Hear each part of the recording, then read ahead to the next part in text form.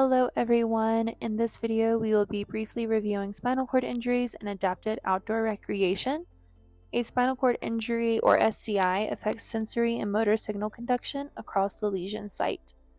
The autonomic nervous system, which controls heart rate, blood pressure, respiration, digestion, and sexual arousal, is affected as well. There are different mechanisms and classifications of spinal cord injury. 90% of SCIs are due to traumatic causes such as motor vehicle accidents or falls, and other mechanisms of injury are due to non-traumatic causes such as lack of blood supply or other diseases or conditions. SCIs are further classified into incomplete and complete. There are several incomplete SCI syndromes, and each syndrome presents with specific motor and sensory deficits in the body. On the other hand, complete SCIs are characterized by complete motor and sensory function loss below the lesion level and no sacral sparing is present.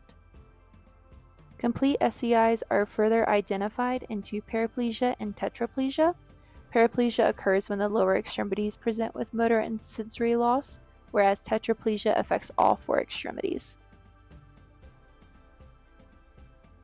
Higher level of SCI require increased dependence as more client factors are affected than people with lower level SCI. The client factors that may become impaired due to SCI include pain and temperature, motor function, proprioception, tactile sensation, vibratory sensation, reflexes, bowel and bladder dysfunction, sexual dysfunction, postural control, respiratory functioning, and changes in muscular tone. As you can imagine, these impacts of client factors experienced by people with SCI significantly affect performance and participation in all daily activities. Physical and leisure activities are among the daily activities that are significantly impacted for people with SCI. Research reports less than 50% of people with disabilities participate in leisure activities, resulting in 71% of people with SCI being dissatisfied with their activity levels.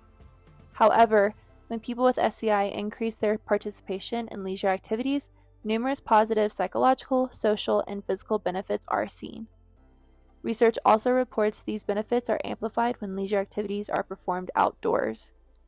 There are a multitude of outdoor recreational activities that people with SCI can participate in, including but not limited to archery, cycling, hiking, kayaking, canoeing, paddleboarding, horseback riding, rock climbing, camping, whitewater rafting, fishing, skiing, and hunting.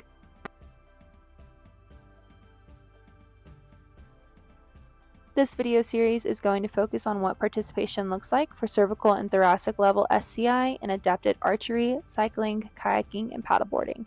Can't wait for you to follow along with me.